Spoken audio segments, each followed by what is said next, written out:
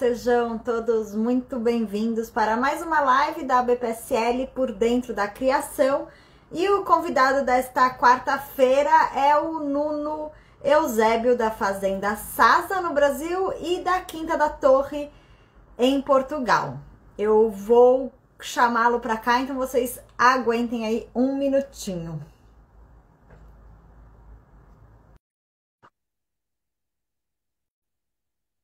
Esperando ele entrar, acho que já foi certo. Oi, Nuno, tudo bem? Oi, tudo bem? Boa noite, tudo bem? Boa noite, quase que meu celular cai aqui. Prazer falar com você, muito obrigada por aceitar o convite, participar dessa série de lives que a BPSL vem fazendo. Eu não me apresentei, meu nome é Roberta Prescott, eu sou jornalista do Adestramento Brasil e a associação me chamou para conduzir o bate-papo e o nosso convidado, como eu falei anteriormente, é o Nuno Eusébio da Fazenda Sasa aqui no Brasil e da Quinta da Torre em Portugal, de onde você fala, né? Isso, eu estou falando de Portugal. Essa noite eu estou em Portugal. Boa Então, noite a todos, obrigado pelo convite. Bruno, vamos. Você é um dos maiores criadores, se não o maior, de lusitano no Brasil.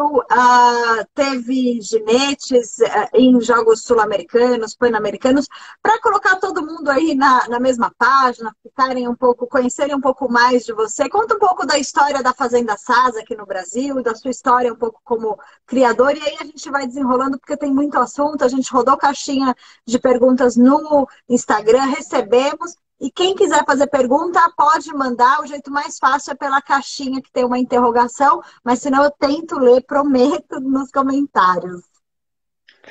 Então, o meu nome é Nuno Eusébio, eu e meu pai, o Sr. José Eusébio, somos os titulares da Fazenda Sasa e agora da Quinta da Torre, também em Portugal.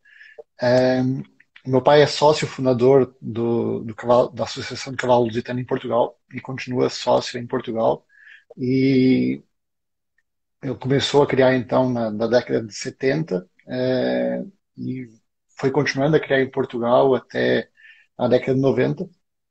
E quando iniciamos os investimentos no Brasil, o meu pai vendeu as propriedades que tinha em Portugal. E nessa venda das propriedades que tinha em Portugal, ele manteve uma série de cavalos, uma série de éguas em Portugal, fora de propriedades nossas, em propriedades de amigo. E com o passar do tempo, nós fomos adquirindo algumas outras propriedades no Brasil e adquirimos a Fazenda Sasa. E quando nós compramos a Fazenda Sasa, nos deparamos numa região que era tradicionalmente de criação de cavalos no Brasil. Inclusive a Fazenda Sasa é a pioneira da criação do cavalo quart milha no Brasil. Foi onde desembarcaram os primeiros cavalos quart milha em 1953 e 53 e onde teve o primeiro registro quart milha no Brasil. Então, nós começamos a criar quart milha, nós tínhamos algumas éguas quart milha, Que ano, começamos a desculpa criar. interromper, que ano que foi isso, Nuno? E isso foi 2004, 2005. Tá. E com essa situação de começarmos a criar cavalos na Sasa e temos cavalos em Portugal, meu pai tomou a decisão de levar então as éguas que tinha em Portugal, selecionar algumas éguas que tinha em Portugal e levou é, dois aviões com cavalos de Portugal para o Brasil, com algumas éguas, com alguns cavalos. Foi, por exemplo, o Saloi, um dos nossos garanhões durante muito tempo, foi comprado e foi levado ainda muito jovem como potro, e uma série de éguas também. Então, fizemos essa transição para o Brasil e começou a nossa criação no Brasil, então, no início da década de 2000, dessa forma. Começamos com essas linhas de Portugal nossas, adquirimos alguns animais também no Brasil, especialmente da Top, com o Tonico Pereira.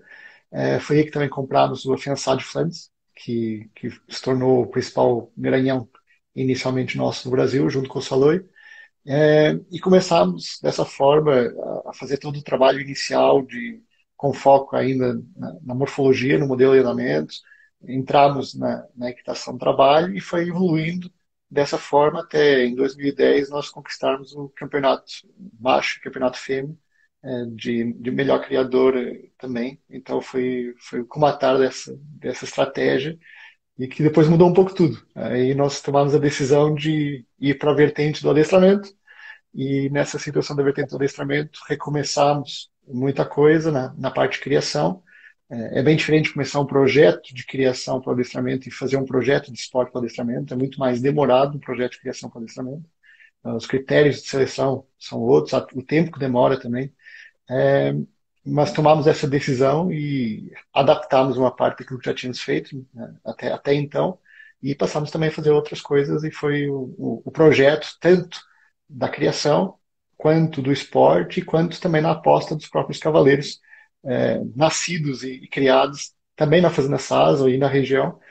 Então, a curiosidade que grande parte dos nossos cavaleiros nasceram ou na fazenda vizinha, e fizeram essa adaptação do mundo country para o mundo da equitação clássica. E o que que foi? Quer dizer, você sai de Quarto de Milha, traz cavalo de Portugal, faz cavalo, começa uma criação muito focada na lida, né? E vai para o adestramento. O que que foi mais difícil dessa trajetória? E o que que você tira de lição que você pode compartilhar? A primeira coisa que eu acho que é fundamental as pessoas entenderem e sentirem é que o cavalo tem função. Então, independentemente se é uma função de equitação clássica, de competição, de diferentes tipos de competição, nós temos que entender que todo cavalo tem uma função, seja para o passeio, seja para uma situação de esporte amador, seja nos diferentes tipos de esporte. E o cavalo lusitano tem demonstrado muito isso ao longo de toda a sua história. O cavalo lusitano, sempre que houve qualquer tipo de projeto direcionado, acabou por se mostrar muito valente, com ótimos resultados, num curto espaço de tempo. Então, os exemplos são vários. Por exemplo, uma coisa que é pouco difundida muitas vezes é a questão, por exemplo, da atrelagem. O cavalo lusitano tem 2 campeonatos mundiais de atrelagem e que foram apostas direcionadas para isso.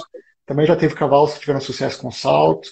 A equitação de trabalho não é uma modalidade tradicionalmente do lusitano, foi trazida, o lusitano se adaptou perfeitamente, passou a dominar a modalidade. E no adestramento é uma modalidade muito recente para o lusitano. E nós vimos uma mudança total nos últimos 10, 15 anos, e podemos falar nós próprios também, dessa mudança, dessa transição da estratégia e o cavalo lusitano apresentando hoje grandes resultados. Então, o primeiro ponto é exatamente essa capacidade de adaptação, não apenas do cavalo, mas também dos criadores a essas diferentes realidades e essas diferentes estratégias, em que a partir do momento que se define um objetivo, o cavalo responde. Então, essa é uma situação bem curiosa. O outro ponto é que nós não largamos a parte do country, nós continuamos com isso, nós temos uma grande quantidade de cavalos trabalhando com gado. Eu posso dizer que nós temos, nesse momento, 1.200 cavalos. Na Sasa nós temos Quantos 500 e nascem por tantos. ano? Desculpa, aproveitando o gancho. No Brasil nascem de 60 a 100 por ano. Então depende da situação do número de embriões que nós fazemos. Mas nós já tivemos anos de 120 animais, mas o normal é 80, 90, 100. Em Portugal, entre 15 e 20 que nós estamos fazendo. Mas tem também as mulas que nós fazemos no Mato Grosso, também fazemos cruzados com quarto de milha. Então, acabamos de fazer essas várias situações para o trabalho no campo.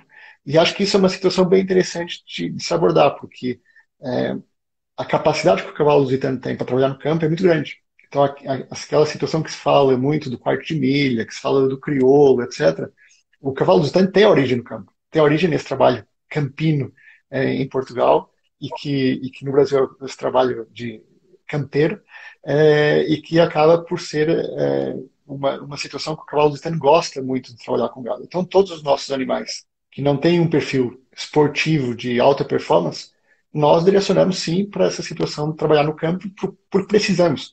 Então, como nós temos a situação de 700, 800 cavalos para trabalhar com gado, é essa a nossa necessidade.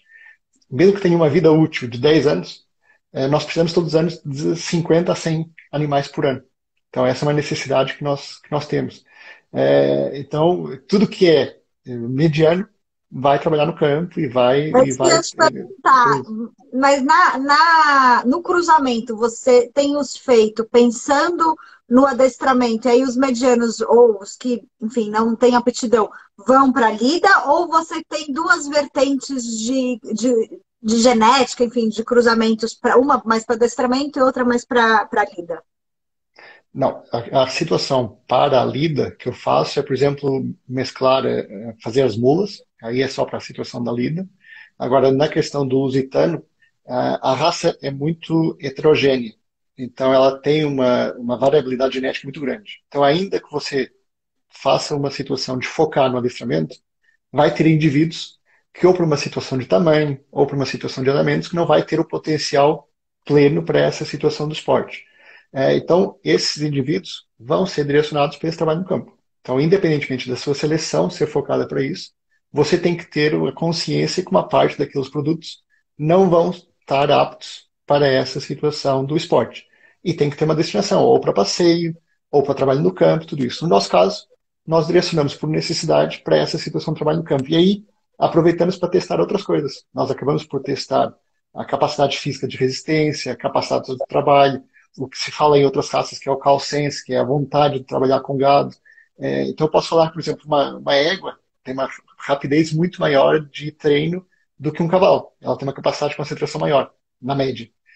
E que já tivemos casos extremos de que em 3 dias uma égua estava pronta para trabalhar no campo e para começar a laçar e para tudo isso. Então, são coisas, isso com doma racional, exatamente como se fala da questão do esquartilha, etc. Então, exatamente o mesmo modelo, a velocidade é muito grande e o que chama a atenção é a capacidade do lusitano de agilidade, porque ele gira nele próprio, então ele tem uma capacidade muito, muito ágil e a capacidade de aprendizado também muito rápida. Então, esses são os dois destaques do lusitano nesse trabalho no campo. A gente já começou a receber várias perguntas, eu vou mesclando aqui com algumas que eu tenho e as que vão chegando. O Carlos Abreus pergunta, Nuno, por favor, fale sobre a importância que teve a aquisição do plantel do Extinto Aras LS. Então, nós tivemos essa situação lá atrás da Top, quando foi a situação do início. Teve a entrada do afiançado e de várias éguas antigas que deram origem a vários animais da Top, ou seja, alguns animais que a Top tinha importado de Portugal. E quando nós fizemos essa mudança que eu tinha comentado em 2010, a nossa estratégia de seleção, nós buscávamos sêmen em Portugal dos vários garanhões que estavam competindo e das várias linhagens que estavam competindo em Portugal e na Europa. E buscamos, compramos também alguns animais, foi na época que nós compramos o Carris, compramos o Único, e logo na sequência tivemos a oportunidade de comprar os animais do seu Sogados do Aras LS, e que combatou nessa estratégia de forma perfeita. Então, nós tivemos a oportunidade de avançar a nossa capacidade de seleção nesse sentido, porque entendíamos que esses animais já tinham uma predisposição, uma seleção para a parte esportiva daquilo que nós já buscávamos.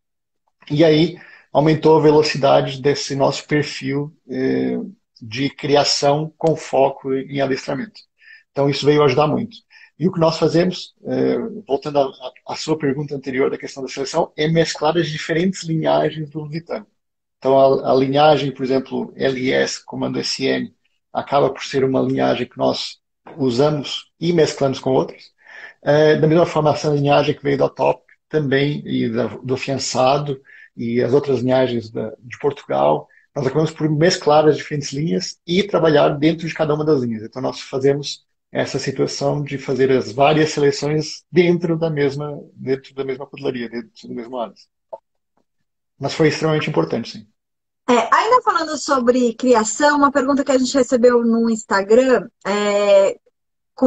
algumas, né? Vamos lá. O André Crespo pergunta qual é a parte das operações da criação de cavalos que você mais gosta? Eu gosto muito da criação, da seleção. Eu gosto desde a definição do acasalamento. Então, a questão de tentar se descobrir quem são os indivíduos melhoradores. Muito se discute se é o garanhão que é melhorador, se é a égua que é melhorador. Eu acho que é o indivíduo. Então, a questão é descobrir quais são esses indivíduos replicadores das características que se buscam. Esse é o grande desafio para um selecionador, para um criador.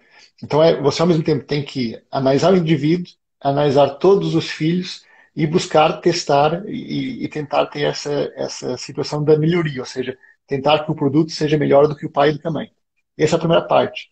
A segunda parte é ver como é que aquele produto evolui ao longo do tempo, ou seja, aquele cavalo, aquela égua vai evoluindo desde que é potro, você acha que tem um potencial X, aí você vai vendo, e a cada 6 meses ou a cada ano, você vai tendo essa avaliação criteriosa de ver se ela vai evoluindo e vai confirmando aquilo, porque quanto mais cresce, quanto mais aumenta o peso, maior é o desafio. Então, é uma situação confirmatória, ou que te surpreende, ou que te desilude. E da última parte, a partir do que tem os 3 anos e meio, é a questão da transição, primeiro para ser domado e depois a evolução do treinamento. Então, é, o que eu mais gosto, o que eu mais sinto prazer é de estar no campo, ver, observar, analisar, mas me dá muito prazer ver a evolução, ver chegar lá na frente, ver ter visto desde que nasceu, a cada etapa e a cada evolução, isso é muito gratificante. E dentro desses anos, né, dessas décadas já nesse processo, que indivíduos, então aí não falando necessariamente nem de garanhão e nem de égua, você viu que se destacou e que tem sido uma grande aposta da sua criação? É, eu, como criador, gosto muito dos meus animais, mas eu não tenho aquele preconceito de só admirar os meus animais que eu criei.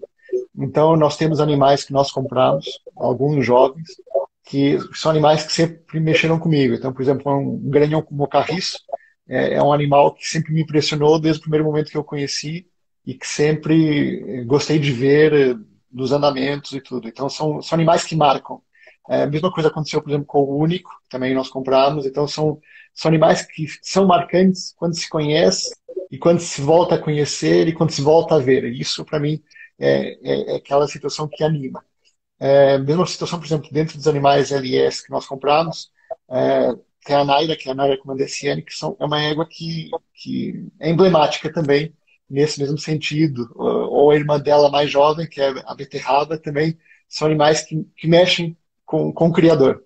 É, Nesse mesmo sentido, por exemplo, a Cabala, que também veio nesse mesmo grupo, a Cabala LS, também foi um animal muito marcante. E já na minha criação, é, tem uma égua, por exemplo, que tenho até na minha imagem do WhatsApp, do perfil de tudo, que é a Distinta, que é uma égua preta que eu gosto muito. Tem a Dinamarca, que também chegou a competir, chegou a fazer São Jorge, que depois se lesionou e não pôde seguir, mas que era um potencial muito grande. Nesse sentido da competição, um cavalo que foi sempre um prazer acompanhar e ver foi a situação, por exemplo, do Cartago, junto com o João Paulo. Aquela situação que o Cartago com o Mandeciano, são cavalos que nós, como portugueses, falamos que são bonacheirões, são cavalos bons. Então, independentemente, no momento da pista, de serem cavalos que respondem, que são finos, etc., aquela situação de você chegar num cavalo e ele estar ali tranquilo, ou de transmitir uma segurança grande para você, é muito gostoso. Então, para um momento de competição, isso é importante. Então, são momentos que vão marcando a vida nesse sentido. Então, eu tive situações, por exemplo, o embarque do Carriço para Portugal, quando ele foi competir na Espanha e em Portugal, que eu acompanhei o embarque e que tive que ficar com ele o tempo inteiro para ele estar tranquilo na cocheira para ir para o avião. Então, são coisas que ligam para sempre e que marcam para sempre. Mas são coisas que marcaram. E hoje eu tenho a consciência como criador que hoje os meus cavalos mais jovens têm um potencial muito maior. Então, por exemplo, eu tenho uma série de cavalos agora em sequência em termos de gerações que estão aí chegando para o alto nível e que temos muita expectativa e que eu me orgulho muito de ter criado. Então, são cavalos como a Gladiador, como o Heron, que já são garanhões, então já está na segunda fase de avaliação, testando também como garanhão, então isso também é bem gostoso. E aí, cavalos, nesse mesmo sentido, o Juiz, que já é o primeiro filho adulto do Carris. Então, é isso que vai tendo a situação gostosa de ver a replicação e os critérios de seleção sendo colocados à prova e aparecendo os resultados. Como criador, é gratificante. Eu ia perguntar mais para frente, mas já que você falou desses animais, do João Paulo, do Paulo César também, queria que você comentasse, explicasse como que é o processo, como você trabalha o desenvolvimento dos cavaleiros. Enfim, nas últimas edições esteve nos Jogos Pan-Americanos, Sul-Americanos. Como que é feito esse treinamento? Eles têm um treinador, eles vão para a Europa? Conta um pouquinho, divide um pouco da sua experiência com isso. É uma história muito gostosa. É um orgulho que nós temos dessa evolução. O mérito não é apenas nosso, é o mérito do time todo. É um grande mérito deles próprios, do próprio João Paulo, do próprio Paulo César, agora dos meninos, do Nené, que é o Marcos, do Frederico e agora também o Carlos. É, são situações que é uma combinação de fatores. Então, é a mesma história quando se fala, quando cai um avião, é uma combinação de fatores. Quando dá certo, também é uma combinação de fatores, ou seja, não tem um fator isolado. E o gostoso é isso. Então, foi um projeto que foi sendo construído. É, a ambição existia, a ilusão existia. Em alguns momentos, nem eles próprios acreditavam que fosse possível chegar tão longe. E hoje eles têm consciência que são bons cavaleiros, mas que ainda tem muito para evoluir, ainda tem muito para crescer, ainda tem a Olimpíada para evoluir, ainda tem Campeonato do Mundo para evoluir, Grande Prêmio para se confirmar. Então é muito gostoso ter essa evolução e ambição contínua. O projeto consistiu em pegar cavaleiros que não tinham experiência de equitação clássica, nem o João Paulo nem o Paulo César originalmente, e trazer para junto de cavaleiros que já tinham um pouco mais de experiência. Teve a participação do Luciano Pereira, que tinha estado na Top, que também esteve conosco, então ajudou nesse momento de transição para a equitação do trabalho, dando uma transição inicial para o adestramento. Teve a presença de cavaleiro português também, que foi trabalhar na SASA, que foi o Bruno Moreira, que também ajudou nessa situação. Então, cada uma das experiências foi ajudando, mas nós fomos desde a situação básica, desde trazer professor da escola militar de Portugal para ensinar postura, ensinar regras básicas de montar a cavalo. Passou por uma situação de trazer pessoas que tinham experiência na dobra de cavalos, pessoas que tinham experiência na competição, e aí a língua é uma barreira, e aí procuramos cavaleiros portugueses que tivessem experiência. Trouxemos, por exemplo, o Carlos Pinto, trabalhou junto conosco nessa transição, nesse trabalho. E uma coisa que nós fizemos foi demorarmos para entrar em competição, trazendo esses diferentes treinadores e fazendo cada uma dessas etapas. Nós não entramos imediatamente na competição. Nós primeiro fizemos o trabalho de casa, quietos, um trabalho interno, e só nesse momento que já tínhamos o Carlos Pinto, já acho que, salvo erro, há 1 ano e meio, 2 anos trabalhando conosco, é que nós testamos a começar os cavalos a aparecerem em competição, e aí já com resultados muito bons. Posso estar errado, mas acho que o primeiro CDI que nós fomos foi no CDI Serra e Mar, no Rio de Janeiro, salvo erro. E o Veleiro, na época, junto com o João Paulo, pegou logo o segundo lugar, teve logo uma média de 67%, 66%. E, então foi uma surpresa geral a chegada nossa e o resultado tão pronto, tão rápido. E esse projeto continuou, ainda com o Carlos Pinto. Depois teve a entrada também do Juan Manuel Muñoz Dias, que foi um cavaleiro espanhol. Então foi mesclando essas diferentes experiências, essas diferentes visões, mas muito voltado à prática e muito próximo da língua, porque eram barreiras que nós entendíamos que haveria.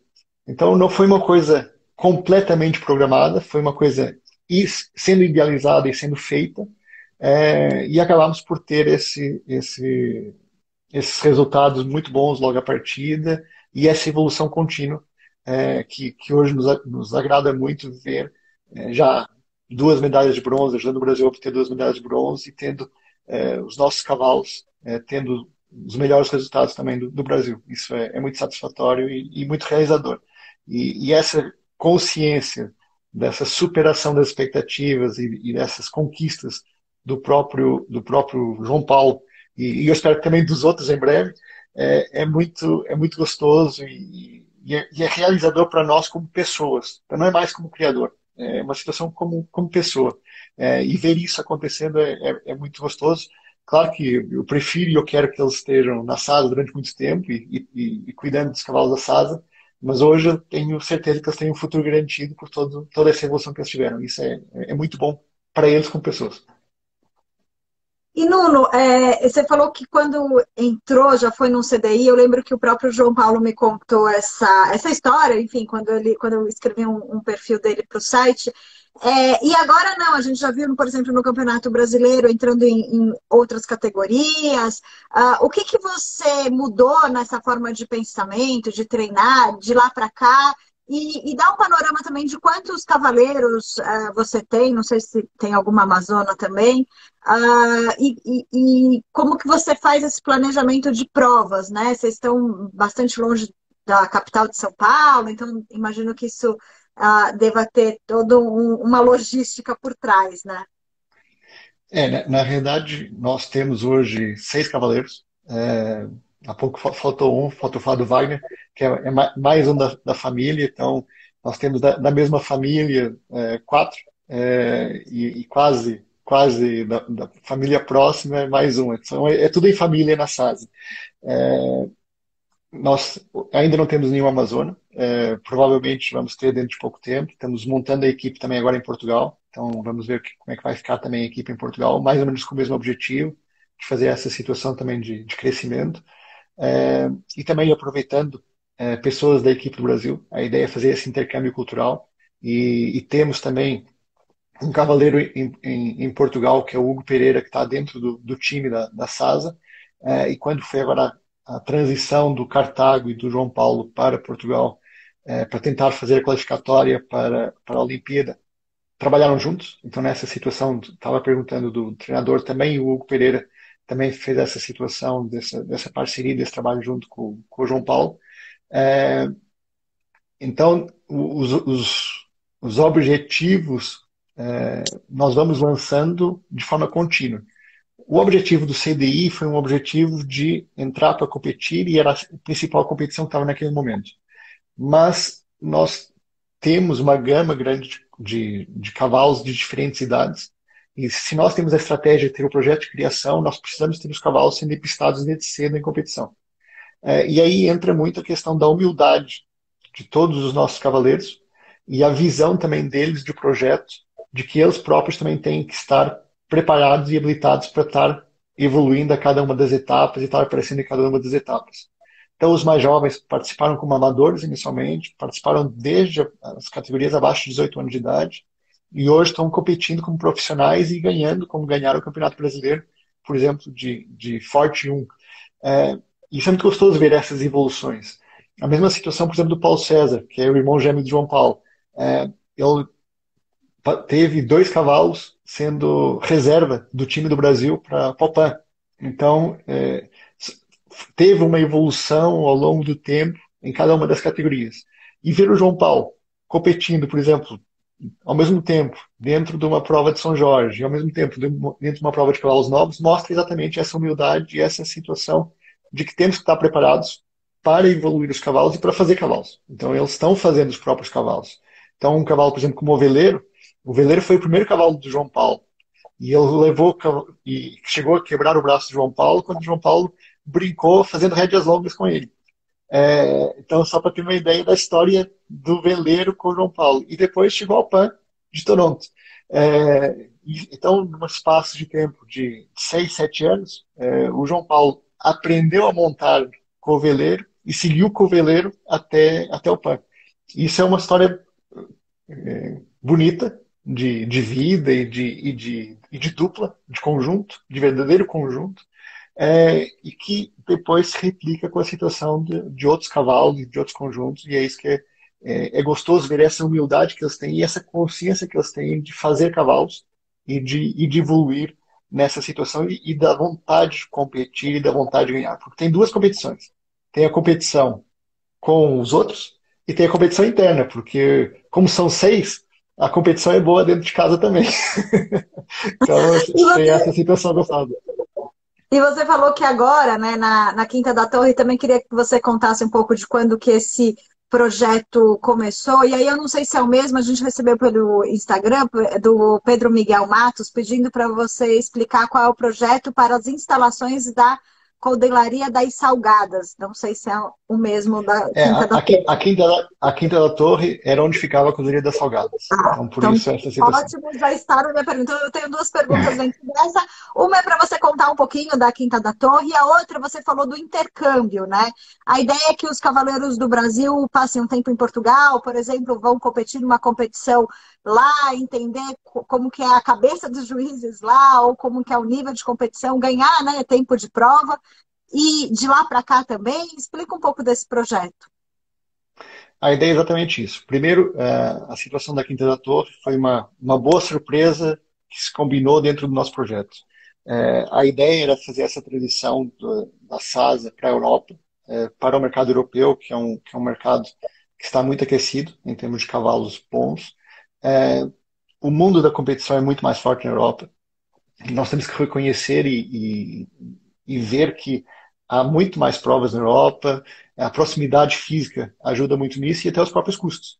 Então, quando há pouco me perguntava qual é que era a estratégia para ter os cavalos de competição por causa da SASA estar a 550 km de São Paulo, a estratégia é ter um conjunto de 15 a 20 cavalos estando aptos para estar em competição e fazer um rodízio. Então, não são os mesmos cavalos que fazem todas as provas, geralmente tem um rodízio, e geralmente isso acontecia a cada 2, 3 meses. Nós não participávamos de todas as provas por conta disso, mas a cada 2, 3 meses nós participávamos de uma prova e fazendo esse rodízio entre cavalos. É, com a situação da pandemia, isso foi muito prejudicado, porque reduziu muito a quantidade de provas. Então nós participávamos apenas do Campeonato Brasileiro no final do ano passado. E que tivemos ótimos resultados. Por exemplo, na Forte 1 pegamos o pódio por completo, pegamos primeiro, segundo e terceiro, que eu brinquei que é a competição dentro de casa. E na São Jorge também pegamos o Campeonato Brasileiro, nas outras categorias, vice-campeonato e campeonato. Então, foi uma prova muito boa em termos de resultados para nós, mas falta mais provas. Falta ter essa situação de estar mais presente. É preciso isso, ou seja, o sentido crítico, o sentido comparativo e o sentido da avaliação externa é fundamental. Então não pode ser só uma comparação interna, não pode ser só uma crítica interna, não pode ser só uma crítica do próprio treinador.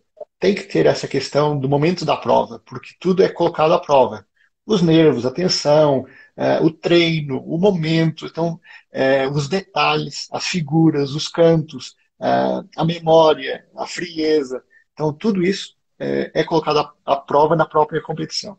Então, é necessário ter mais competição. Os cavaleiros evoluem dentro da competição por conta da observação, por conta dessa tentativa e erro deles próprios.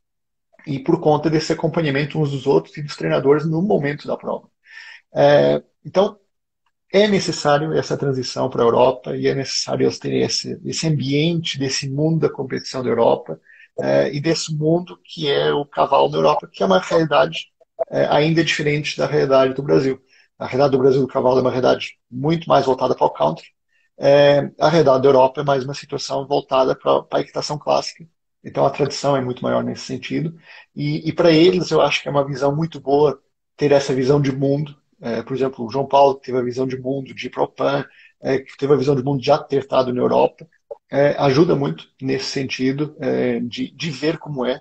E essa transição para também competir na Europa é uma situação necessária para evoluir mais e para avançar mais nessas ambições que todos nós temos para o projeto.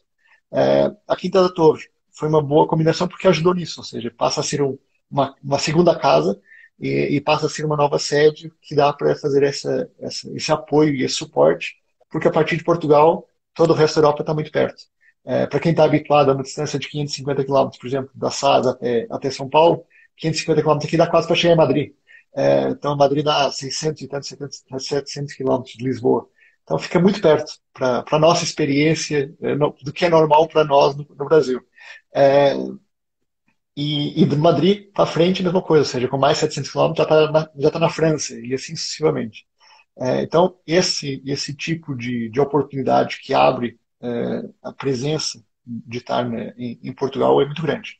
E o projeto da Quinta da Torre também foi sendo construído, ou seja, não tínhamos um objetivo inicial quando foi a compra, tínhamos esse sentido de que poderia viabilizar o projeto da SASA para dar um novo passo, e fomos construindo a infraestrutura. Então já tinha um hotel fazenda, nós fizemos mais uns quantos quartos, já tinha uma carreira de 20 por 60, nós fizemos mais um picadeiro coberto de quase 30 por 70 e fizemos mais uma pista de 100 metros por 70, que dá para fazer qualquer prova e qualquer competição, até de adestramento de atrelagem, e prova de salto, indoor, outdoor. Então tem uma estrutura como muito poucas. Tem guia mecânica, redondéis, pista oval para poder soltar os animais. Então é uma estrutura como poucas em Portugal e no Brasil. Então serve de um bom suporte e de um bom apoio para o futuro.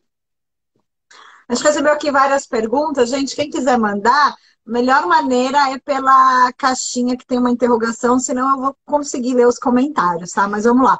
O Leonardo Felete perguntou no Instagram como vocês fazem a parte comercial e ele diz que vê poucos animais da Sasa disponíveis no mercado. Como nós tiramos logo um extrato desses animais que teriam potencial de venda, que são os animais intermediários, que vão logo para o campo trabalhar no Mato Grosso com o gado, logo aí já reduz um pouco desses animais disponíveis para venda. É natural isso. O nosso foco é a venda de cavalos para competição, seja para amadores, seja para profissionais. Então, esse acaba por ser o nosso perfil de cliente. Nós temos vários cavalos nossos que estão hoje nas hípicas e que estão competindo nas categorias amadoras, nas provas que vão existindo. Então, temos tido a satisfação, também os nossos clientes têm tido bons resultados e é uma situação que nos dá muita satisfação ver isso, ou seja, ver os nossos cavalos não apenas competindo com os nossos cavaleiros, mas continuarem tendo nesse mundo da competição também com outras pessoas. E eu acho que isso é uma situação muito importante, tanto para a seleção, quanto para o futuro do lusitano e do futuro do adestramento. Como seleção, nós temos que entender que cada uma das características tem que ser avaliadas independentemente. O que é que eu quero dizer com isso? Um cavalo pode não ser bonito, não ser o perfil perfeito fisicamente para ser esportivo, mas andar. Ou seja, teoricamente não deveria andar, mas anda.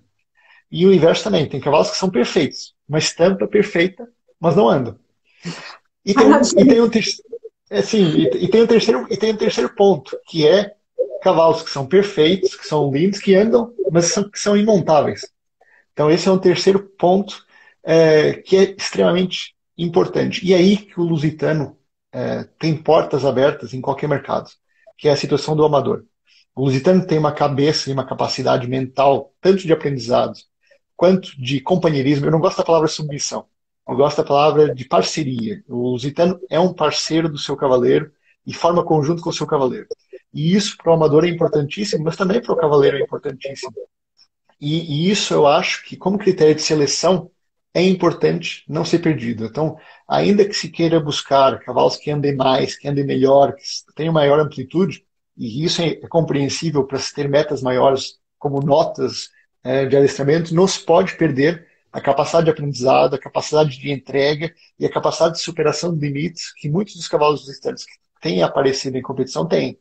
E aí, eu acho que esse perfil do cavalo lusitano continuar na competição com os amadores, como é o caso dos nossos clientes, é uma situação que, ao mesmo tempo, ajuda a viabilizar os projetos, porque a fonte de renda para nós, para viabilizar todos os projetos da competição, acaba por ser essa venda desses cavalos, e que também tem a situação de que existe uma continuidade da nossa imagem, existe uma continuidade do Sasa aparecendo nas pistas e tendo resultados bons. Isso é muito importante também. Uma pergunta da Coldelaria Santo Antônio. Nuno, sua Coldelaria já tem as principais linhagens da raça e hoje, já sendo o maior criador do mundo, quais são as futuras metas? Então, as futuras metas é cruzar essas várias linhagens e ter os produtos. Então, hoje nós já temos a consciência de que temos na mão bons produtos. Agora, a meta é ter os resultados com esses produtos. Então, a meta é superar o que já foi feito, é crescer mais, é ter cavalos de grande prêmio de forma competitiva. Nós já temos um, que é o Falsário LS, que já fez média de 67, 68, 69% com o Hugo Pereira. Ele está em Portugal, né? Está em Portugal com o Hugo Pereira. Então, isso nós já temos. O que nós queremos é superar a barreira de 70%, é termos cavaleiros brasileiros também competindo em grande prêmio, superando essa barreira, com cavalos nossos. Então, as metas a curto prazo são essas. As metas a longo prazo é ter vários cavalos nesse mesmo perfil e ter diferentes cavaleiros e amazonas nesse mesmo perfil e com diferentes nacionalidades competindo com cavalos nossos. Esse é o objetivo. Seja nosso ou seja de outras pessoas, mas sendo cavalos nossos. É um grande objetivo que nós temos de difundir a genética da Sasa por vários lugares e tendo resultados positivos. O Adriano Duaras Monsanto. Qual a sua opinião quanto à mudança da raça do quadrado para o retângulo? Desculpa, cortou um pouquinho a sua voz, eu não entendi o início da pergunta. Peraí, vamos colocar aqui de novo. Qual é a sua opinião quanto à mudança da raça, do quadrado para o retângulo? É, a questão da raça, se eu entendi direito, a questão do quadrado e do retângulo é da forma do animal ser mais retangular, para ser mais quadrada para mais retangular. Se for nesse sentido a Eu pergunta, entendi isso também. Adriano, se você estiver comentando e não for isso, você comenta, tá? Que a gente refaz, mas eu entendi a mesma então, coisa. nesse sentido, o cavalo barroco, o cavalo lusitano original, era mais quadrado, era mais reunido. O que se tem buscado com a questão do cavalo mais longilíneo ou mais comprido, mais retangular, é exatamente a busca por cavalos que tenham amplitude maior de andamentos.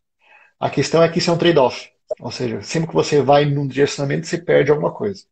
Então, nunca se pode ter apenas os extremos. Como criador, você tem que ter os extremos para ter o meio termo. Então, o certo em tudo é ter o meio termo. Você não pode comer demais, você não pode tomar água demais.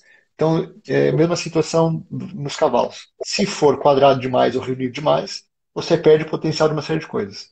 Se for retangular demais, você vai ganhar, provavelmente, maior destaque e melhores resultados, por exemplo, em provas de cavalos novos, que se focam em andamentos ou numa prova de São Jorge, que também tem a situação dos andamentos, mas vai perder nas provas intermediárias, especialmente o Grande Prêmio, muito potencial com a questão da reunião, que é fundamental. Então, se busca muito a questão de se falar de cavalos maiores em termos de altura, com uma capacidade física maior, com um comprimento maior, com amplitude de andamentos. Como tendência, eu concordo. Como foco único, eu discordo. Volto de novo a falar da situação de que tem que se continuar buscando a seleção da questão da boa cabeça, de cavalos que sejam montáveis, que sejam mansos, que tenham capacidade de aprendizado, que não se assustem tão facilmente. Então, isso são sim critérios de seleção e são sim padronizações e sistematizações de trabalho, de doma, de trabalho do dia a dia. Então, é uma equipe completa, desde limpar as cocheiras, desde alimentação, a rotina de alimentação, sempre no mesmo horário. Então, nós temos que entender que essas rotinas são fundamentais para ajudar no bem-estar e na mentalidade e na psicologia dos animais. Isso não se pode perder. E a mesma forma é para essa situação do quadrado e do retângulo. Não se pode perder nem o cavalo quadrado, nem o cavalo retângulo, mas sim buscar entre uma coisa e a outra qual é que é o perfil ideal do cavalo para aquele cavaleiro, ou que ainda que tenha uma situação de uma amplitude muito boa, se ele tem a capacidade de se reunir mesmo assim. Ou seja, se ele não perdeu essa capacidade. Ou ainda que ele seja mais quadrado, se ele tem uma capacidade física que dê para fazer os andamentos e dê para alongar. Então, a questão é, ainda que tenha um desentrave, se ele consegue superar esse entrave. Aí pode ser mais comprido ou pode ser mais quadrado. O Ismael pergunta quais cavalos agregaram mais valor à sua criação? Eu acho que o afiançado foi uma boa referência, especialmente nisso que eu estou falando, de boa cabeça. Acho que a capacidade de aprendizado dos filhos e netos do afiançado é muito grande. Isso é uma coisa que muitas vezes não é reconhecido. É uma característica que é difícil de reconhecer, ou seja, só depois de muito tempo, só depois de muitos cavalos é que você consegue reconhecer uma característica como essa. Então, isso para a descendência do afiançado foi importante. É, e que permitiu que muitas linhas que não eram tão montáveis tivessem produtos que se tornaram montáveis porque teve essa mescla dessa linhagem do afiançado. Eu acho que o único está sendo também muito importante nesse mesmo sentido, ou seja, está criando uma nova base. E aí aparece uma gama grande de cavalos que são exatamente essa a pitada de sal a mais em cima dessa base. E esses cavalos é, por exemplo, o Carriço, que tem tido agora os filhos chegando de uma forma muito sólida, muito consistente, com muito bons resultados. É, a situação, por exemplo, de um cavalo que também foi uma boa surpresa para nós, que é o Apollo. Então, nós já temos o Falsário competindo em Grande Prêmio, e temos agora mais alguns filhos do Apollo chegando, como é o caso do Galileu, e temos alguns mais jovens agora, que também são novas apostas. Então, são as boas surpresas que às vezes superam as nossas expectativas e que fazem repensar muita coisa. Então, o Apollo tem sido bem interessante nesse sentido. E agora temos uma grande quantidade de cavalos jovens que são essas expectativas que foram geradas. Mas os cavalos que para trás fizeram essa questão dessa referência, até pela quantidade de produtos, até pela situação de ver, foi isso. E que também eu chamo a atenção, que é o Saloio. O Saloio se tornou, nas várias observações que aí nós fazemos como criador, um ótimo avô. Então, a descendência do Saloio se torna hoje muito importante, vendo os netos do Saloio aparecendo e vendo os resultados que são aí. E aí posso falar que o Juiz é neto, o Gladiador é neto, e que são cavalos jovens que estão aí aparecendo nossos já em competição e que são garanhões jovens nossos, né? Ou seja, já estão sendo replicadores da sua genética também dentro da nossa casa. Acho que é o Aguilar, né? Cavalos Lusitanos no Instagram questiona, ou pede uma dica, vamos colocar assim, de qual é a sua orientação aos criadores que tenham poucos animais para criarem com maior eficácia.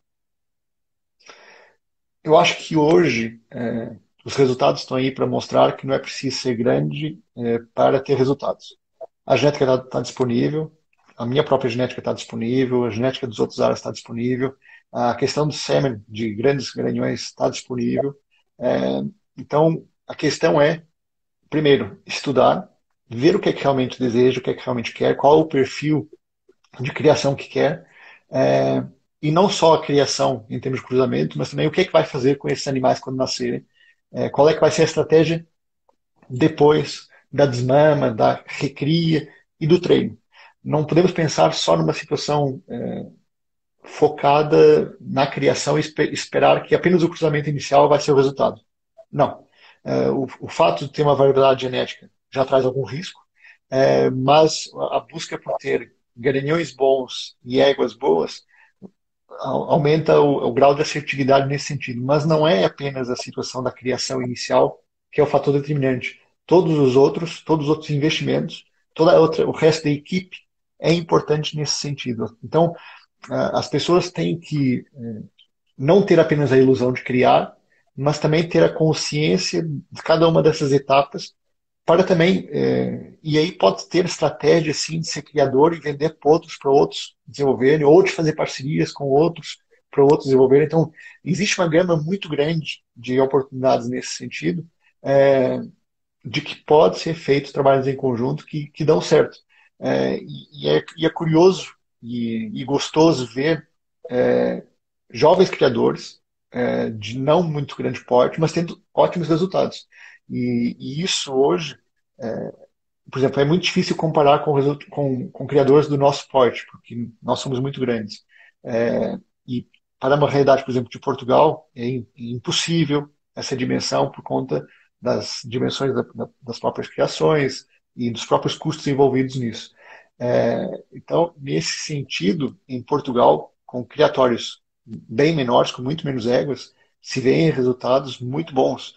Então, nós já tivemos aqui nas nossas lives o Monte Velho, que hoje é referência por conta do próprio Equador, que é um cavalo lusitano que hoje se destaca nas pistas, e que o Diogo tem tido um ótimo trabalho, e que ele tem não apenas nesse ótimo trabalho como no esporte, mas também nas tratativas.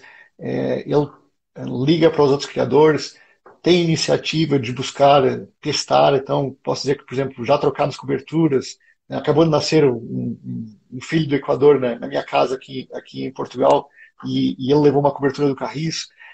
Então, esse tipo de intercâmbios, de se falar entre criadores, de se trabalhar, abre sim as fronteiras e abre sim as possibilidades de se fazer muitas coisas em conjunto.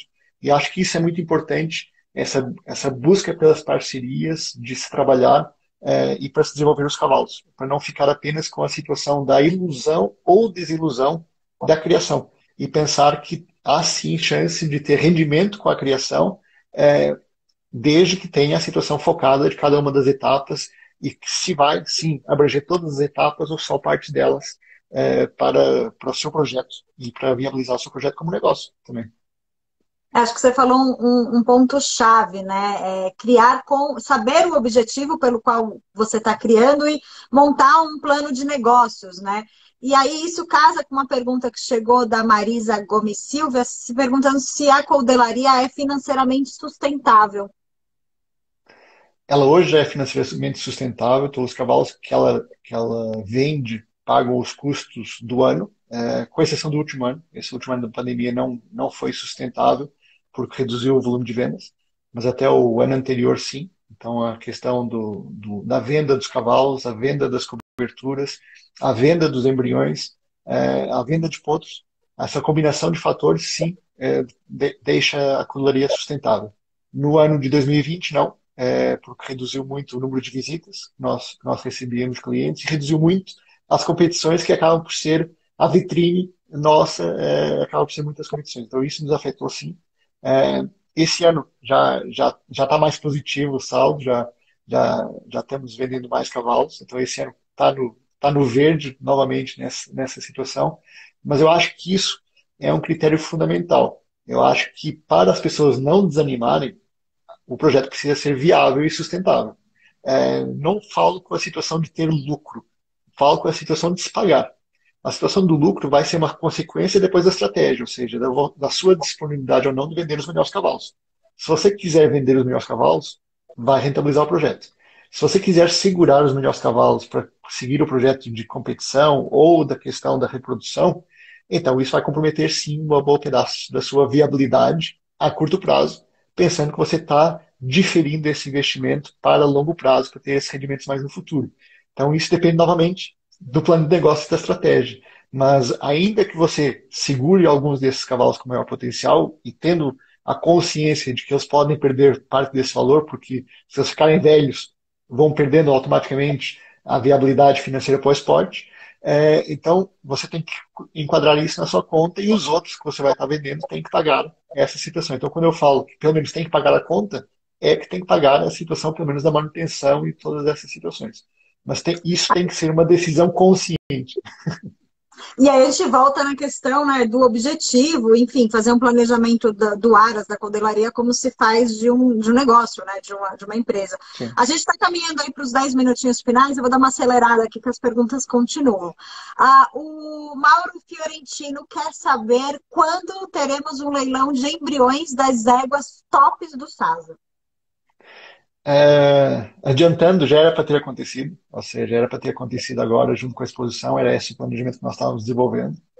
Como teve o adiamento da exposição e como teve a situação da pandemia, nós decidimos adiar, mas o plano para esse ano é ter esse leilão. A expectativa é que aconteça ainda esse ano, se não para o próximo ano, mas a expectativa é exatamente como nós estávamos falando, de fazer essa, essa disponibilização da genética da SASA, e nós temos sim, hoje, grandes matriarcas e grandes famílias dentro da SASA, e tenho total segurança e certeza ao falar isso, porque tá comprovado.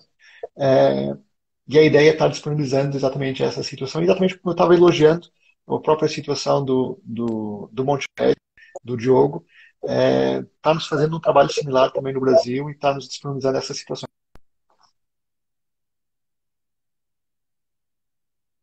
Nuno? Para mim, o Nuno caiu um pouco, para vocês continua firme ou... Nuno, você caiu um pouquinho, agora você voltou, você escuta a gente? Nuno?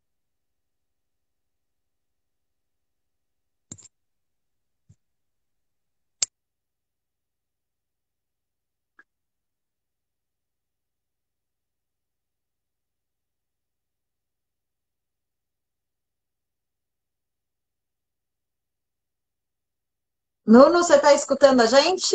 Para mim, você caiu, você conseguiu voltar?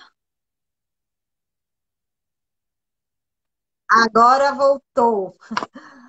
Consegue? Desculpa. Vamos lá. Imagina. Eu vou até aproveitar aqui e fazer uma outra pergunta.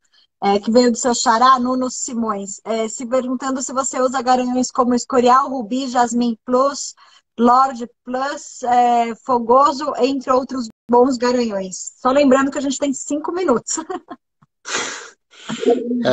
O Rubi eu já usei, nós já temos alguns produtos do Rubi, temos uma ótima égua do Rubi, temos um cavalo sendo preparado para esporte filho do Rubi. Dos outros citados, ainda não usamos, temos apenas um filho de Escorial em Portugal. São cavalos com enorme potencial e que tem se comprovado também como bons pais. Como nós temos vários bons pais também de linhagens similares, então, por exemplo, temos o Fakir em Portugal, que tem uma linhagem que é filho do Quixote, então vem dessa linha também do Shakir, que também tem um potencial interessante. Então nós focamos em Portugal no Fakir, e como temos no Brasil esses vários granhões jovens, então o nosso foco foi focar no único, que é um cavalo que tem tido muitos filhos com ótimos resultados em Portugal, por exemplo, o Dragão das Figueiras, então nós focamos muito no único e numa série de granhões jovens que temos vindo a testar da nossa própria criação, e algum outro cavalo que temos vindo a comprar fora. Então, por exemplo, compramos o Chirineus e também funcionou bem nos nossos animais. Compramos recentemente o Continente GS também, e também estamos testando.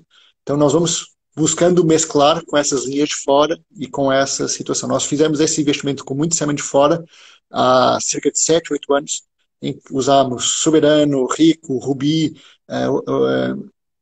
e alguns outros, Zimbro, Zuelo, Zaire, então vários granhões que nós utilizamos dessas linhas de fora, e agora focamos um pouco para dentro para depois voltar a fazer de novo essa mesma estratégia. Como nós compramos alguns cavalos, como foi o caso do Cartago, o Carriço, o próprio Fakir, então nós tivemos essa situação com alguns cavalos que nós compramos, fazendo essa mescla também. Mas estamos abertos a fazer isso, e é uma coisa necessária, sim, ir atualizando e ir cruzando essas várias linhas. Chegou uma pergunta se tem sêmen do único. Nós temos sêmen do único no Brasil. Como teve a situação do mormo, é um impeditivo para fazer a exportação de sêmen do Brasil para Portugal. Então, por conta disso, um grande foco nosso na questão da utilização do único para fazer uma base de éguas consistente, e temos sim sêmen do único no Brasil. E hoje, nossa grande base de éguas está se tornando, das jovens éguas, está se tornando as filhas do único, exatamente para ter esse cruzamento com esses vários granhões que nós hoje usamos e que no futuro poderemos vir a usar dessas linhas de fora também. Nosso tempo está chegando ao fim, temos 3 minutinhos. Nuno, só para fechar, o que a gente pode esperar de vocês em provas aí pelos próximos 2 anos? Vocês têm algum projeto olímpico, olhando, por exemplo, Paris 2024? Nós temos vários cavalos com esse potencial. Então, o objetivo, sim, é estar nas pistas e estar apresentando o potencial desses cavalos e nossos cavaleiros. Então, o foco é criar a estrutura em Portugal, ter essa estratégia de trazer cavaleiros do Brasil para Portugal, para ter esse ambiente e não estar dependente da quantidade de provas do Brasil. Então, termos essa independência do nosso projeto e ter essa situação dos nossos cavalos de maior potencial aparecerem, sim, em competição. E hoje temos essa segurança que temos, entre aspas, a linha de produção montada com vários cavalos jovens a cada geração e de cada ano, de cada idade, tendo aí sempre 2, 3 cavalos de altíssimo potencial que podem trazer muitas alegrias e que podem trazer muitos resultados. Então o objetivo é esse, de agora para frente, termos cavalos da SASA aí, ativamente competindo e lutando para ter aí uma vaga, destacando que o Brasil hoje tem bons cavaleiros, tem bastante gente que pode ajudar o time do Brasil, e que os melhores que representem o Brasil e que comecem a tentar dar mais alegrias e quem sabe, no futuro breve, um top 15, um top 10 e até melhor em provas de alto gabarito. Acho que isso é muito importante para o Brasil, para refrendar o adestramento brasileiro e para refrendar os cavaleiros brasileiros. Acho que falta isso, ter essa situação de ter uma consistência de notas e de provas e de resultados que deem esse conforto moral para todos, para ter essa situação de confirmação do que tem vindo a ser feito por muitos e ter essa questão de uma continuidade. Isso é importante. Nuno, o nosso tempo chegou ao fim, infelizmente. Gostaria de agradecer muitíssimo a sua presença aqui na live semanal da BPSL por compartilhar aí um pouco da Fazenda Sasa e agora da Quinta da Torre em Portugal. Eu que agradeço a oportunidade, agradeço o convite da associação e do Ismael como presidente em representação de todos os sócios. Agradeço a presença de todos e das perguntas de todos e das reações de todos. É uma reação diferente ver as reações das pessoas e ver os comentários. Agradeço os comentários, agradeço os comentários de alguns dos meus clientes que escreveram aí. É bem gostoso essa reação e essa retribuição. E agradeço a você, Roberto, por ter ajudado e ter direcionado aqui a entrevista. Muito obrigado pela atenção. Eu que agradeço a você, Nuno, e a todo mundo que nos acompanhou. Na próxima quarta, mesmo horário, às 19 horas, teremos entrevista com o português Antônio Vicente. Ele é juiz da raça de adestramento e falará aqui conosco, vai dividir um pouquinho do seu conhecimento. Muito obrigada a todos e até a próxima. Tchau, tchau. Tchau, tchau.